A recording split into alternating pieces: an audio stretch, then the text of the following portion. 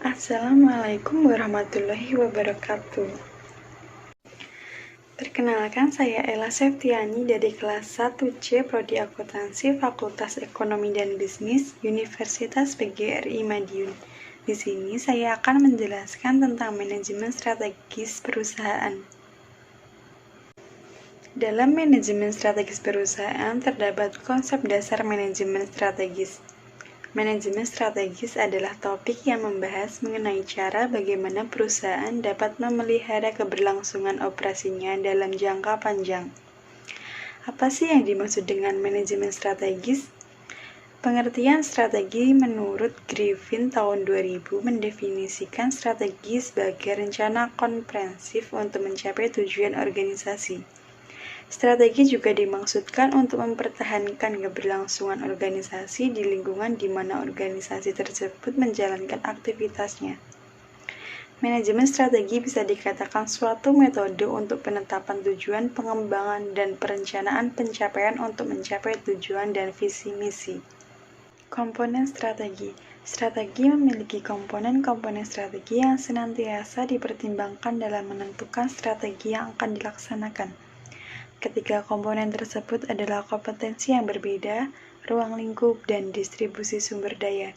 Yang pertama adalah kompetensi yang berbeda. Kompetensi yang berbeda adalah sesuatu yang dimiliki oleh perusahaan, di mana perusahaan melakukannya dengan baik dibandingkan dengan perusahaan lainnya. Kompetensi yang berbeda merupakan kelebihan perusahaan dibandingkan perusahaan lainnya. Kompetensi yang berbeda ini akan menjadi kekuatan bagi strategi yang akan dijalankan oleh perusahaan. Yang kedua, ruang lingkup. Ruang lingkup adalah lingkungan di mana organisasi atau perusahaan tersebut beraktivitas.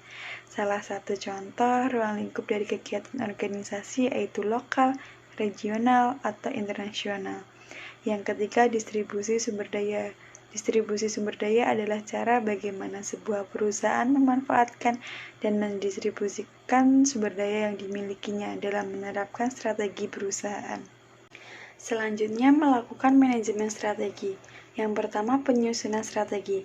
Tujuan perusahaan melakukan strategi yaitu untuk memenangkan persaingan bisnis yang dijalaninya dalam mempertahankan keberlangsungan kehidupan perusahaan dalam jangka panjang.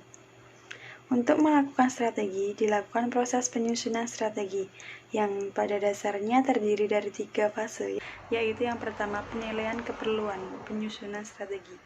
Sebelum strategi disusun, perlu ditanyakan terlebih dahulu apakah strategi yang akan dilakukan memang sesuai dengan tuntutan perubahan di lingkungan, ataukah sebaliknya lebih baik mempertahankan strategi yang telah ada misalnya. Yang kedua, analisis situasi pada tahap ini. Perusahaan perlu melakukan analisis mengenai kekuatan dan kelemahan yang dimiliki oleh organisasi, sekaligus juga menganalisis peluang dan tantangan yang dihadapi oleh organisasi. Analisis ini dikenal dengan istilah SWOT, yaitu kekuatan, kelemahan, peluang, dan tantangan. Yang ketiga, pemilihan strategi. Perusahaan perlu menentukan strategi yang akan diambil dari berbagai alternatif yang ada. Alternatif strategi terbagi ke dalam 3 bagian, yaitu yang pertama, strategi yang menyerang atau agresif. Strategi yang memiliki banyak kelebihan dan berhadapan dengan peluang yang tinggi. Strategi ini cenderung mengambil resiko. Yang kedua, strategi bertahan. Strategi yang memiliki kelemahan dan tantangannya juga tinggi, serta biasanya menghindari resiko. Yang ketiga, strategi yang memadukan antara mengambil resiko dan menghindari resiko. Selanjutnya, proses manajemen strategi.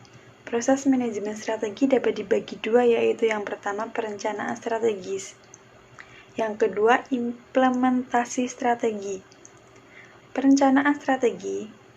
Perencanaan yang mencakup dari mulai penentuan tujuan dan penyusunan strategi.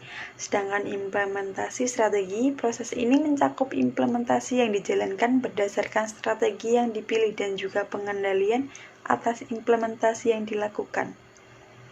Dalam strategi ini dilakukan antisipasi dan solusi atas situasi tersebut. Maka fase berikutnya adalah kembali mengevaluasi penentuan tujuan dan juga penyusunan strategi. Strategi lebih lanjut mengenai tingkatan, bagaimana strategi untuk tingkatan perusahaan, bagaimana strategi untuk tingkatan bisnis, dan bagaimana strategi untuk tingkatan fungsional. Yang pertama, strategi di tingkat korporat. Strategi ini dilakukan dalam rangka menjawab apakah jenis bisnis yang selama ini dilakukan masih perlu dilanjutkan atau tidak. Terdapat dua pendekatan dalam melakukan strategi tingkat perusahaan ini, yaitu yang pertama strategi portofolio. Strategi portofolio adalah strategi yang dilakukan perusahaan untuk meminimalkan resiko bisnis yang dijalankannya dengan melakukan investasi di berbagai sektor bisnis. Strategi ini dilakukan dengan landasan bahwa jika suatu ketika satu sektor bisnis mengalami kerugian, bisa jadi kerugian itu dapat ditutupi dari keuntungan pada sektor yang lain. Beberapa cara yang dapat dilakukan dalam strategi ini yaitu mengambil alihan perusahaan tertentu. Strategi ini dilakukan dengan jalan membeli atau mengambil alih perusahaan-perusahaan lain dalam satu industri tertentu. Yang kedua, diversifikasi yang tidak berhubungan. Strategi ini membentuk suatu bisnis pada sektor baru, dengan alasan untuk meraih peluang pada sektor lain dalam dunia bisnis. Yang ketiga, penentuan strategi berdasarkan analisis matrik BCG. Matrik BCG ini untuk mengetahui bagaimana posisi perusahaan dalam sektor bisnis yang sedang dijalankan. Kemudian ada strategi utama. Strategi utama atau main strategi adalah strategi yang dapat dipilih oleh perusahaan untuk mempertahankan kegiatan perusahaan dalam jangka panjang. Terdapat 3 jenis strategi utama, yaitu yang pertama, strategi pertumbuhan. Strategi pertumbuhan dilakukan untuk pengembangan kegiatan bisnis perusahaan dari bisnis yang sedang dijalankan dengan maksud untuk meningkatkan pangsa pasar, pendapatan, ataupun peningkatan jumlah cabang dari perusahaan. Strategi pertumbuhan dapat dilakukan dengan 2 cara, yaitu strategi internal berupa pendirian cabang-cabang perusahaan atau strategi eksternal yang berupa pengembangan bisnis perusahaan dengan jalan pembukaan jenis bisnis yang baru, melakukan pengambil alihan perusahaan lain, atau dengan jalan penggabungan dengan perusahaan lain. Kemudian strategi kestabilan. Strategi ini dilaksanakan untuk mempertahankan keadaan perusahaan di pasar, dapat berupa perbaikan cara pengolahan, organisasi, hingga perbaikan sistem bisnis yang dijalankan oleh perusahaan. Kemudian strategi penghematan. Strategi ini dilakukan untuk memulihkan posisi perusahaan di pasar dari kondisi yang buruk dengan mengurangi jumlah pekerja maupun dengan penghematan di berbagai kegiatan perusahaan. Lanjut, strategi di tingkat bisnis. Strategi ini dilakukan dalam rangka mempertahankan kemampuan kompetisi dari perusahaan dibandingkan para pesaingnya pada bisnis yang sama, dengan dilakukan analisis lingkungan mikro dari perusahaan yang menggambarkan posisi perusahaan, pesaing, pemasok, dan juga pelanggan yang memerlukan produk dari bisnis yang dijalankan.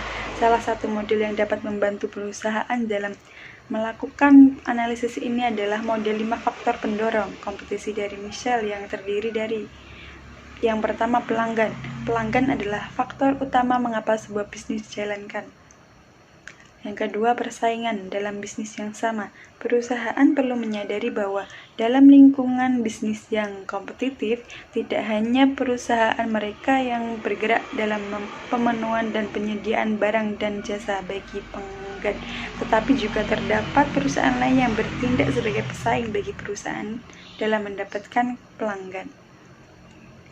Yang ketiga, potensi pendatang baru. Faktor ketiga yang mendorong kepada kompetisi dalam suatu bisnis adalah potensi masuknya pendatang baru dalam bisnis yang sama yang akan menjadi pesaing baru bagi perusahaan. Kemudian pemasok. Faktor input merupakan salah satu faktor yang akan dapat mendorong sebuah bisnis untuk berhasil, terutama bisnis yang memerlukan faktor input adalah sampai sejauh mana perusahaan memiliki jaringan dengan pemasok yang dapat memberikan keunggulan bagi perusahaan. Kemudian yang terakhir, perusahaan substitusi. Faktor terakhir dari modelnya Porter adalah perusahaan substitusi. Perusahaan perlu menyadari bahwa jika kondisi bisnis berubah, maka pelanggan dapat beralih ke perusahaan substitusi. Strategi apa yang dapat dilakukan pada tingkat bisnis? Terdapat berbagai strategi yang bisa dilakukan, di antaranya adalah strategi pemosisian. Strategi ini dapat dilakukan oleh perusahaan untuk memastikan dengan cara bagaimana perusahaan dapat memperoleh perhatian dari pelanggan atau memenangkan persaingan. Menurut Porter, ada 3 jenis strategi. Strategi umum yang dapat dilakukan, yaitu yang pertama strategi keunggulan. Biaya. Strategi ini bisa dilakukan perusahaan jika perusahaan memungkinkan untuk melakukan penghematan biaya dibandingkan dengan biaya yang dikeluarkan oleh perusahaan pesaingnya. Yang kedua, strategi diferensiasi. Strategi ini dilakukan untuk memenuhi proses persaingan perusahaan dengan perusahaan pesaing. Jika memungkinkan perusahaan tersebut memperoleh pasang pasar yang lebih besar dikarenakan alternatif produk yang ditawarkan di pasar lebih banyak, sehingga pelanggan memperoleh kebebasan untuk memilih alternatif yang lebih banyak dari sekedar memilih satu produk saja. Yang ketiga, strategi fokus. Strategi ini dilakukan ketika perusahaan tidak dapat melakukan biaya, sehingga lebih baik memfokuskan pada satu jenis bisnis saja, sehingga perlu perhatian perusahaan dapat secara penuh ditunjukkan pada kemajuan bisnis tersebut. Kemudian strategi penyesuaian. Strategi ini dilakukan perusahaan dengan tujuan memilih strategi paling sesuai ketika perusahaan berhadapan dengan berbagai perubahan yang terjadi di lingkungan bisnis yang sedang dijalankan. Terdapat 4 jenis strategi penyesuaian, yaitu yang pertama strategi defenders. Strategi ini dilakukan dengan tujuan mempertahankan perusahaan agar dapat tepat bertahan dalam bisnis yang sedang dijalankan daripada gulung tikar. Kemudian strategi prospektor. Strategi ini dilakukan dengan tujuan untuk mengejar secara lebih agresif. Strategi ini memungkinkan untuk dilakukan jika perusahaan mendapati peluang untuk mengembangkan bisnis ke arah yang lebih luas lagi. Yang ketiga, strategi analisis. Tujuan yang ingin dicapai adalah pertumbuhan pada bisnis yang sedang dijalankan sambil melakukan minimalisasi resiko. Yang keempat, strategi reaktor. Strategi ini tidak memiliki strategi yang konsisten. Perusahaan yang melakukan strategi ini cenderung bersifat reaktif dan menunggu peluang yang perusahaan lain mencoba peluang tersebut. Yang terakhir, strategi di tingkat fungsional. Strategi di tingkat fungsional seringkali dinamakan sebagai strategi langsung. Terdapat 2 faktor menentukan bagaimana strategi di tingkat fungsional ini perlu dilakukan. Kedua faktor tersebut yaitu kesamaan pasar. Kesamaan pasar terkait dengan tingkat persaingan yang sama antara kedua perusahaan dalam hal meraih pelanggan melalui jenis produk yang ditawarkannya. Yang kedua, kesamaan sumber. Kesamaan sumber terkait dengan keadaan persaingan di mana perusahaan memiliki kesamaan dalam faktor mana mereka bersaing. Perusahaan akan saling bersaing melalui media periklanan yang tersedia di masyarakat. Oke, sekian presentasi dari saya. Semoga video ini bermanfaat bagi yang melihatnya. Sekian dan terima kasih. Wassalamualaikum warahmatullahi wabarakatuh.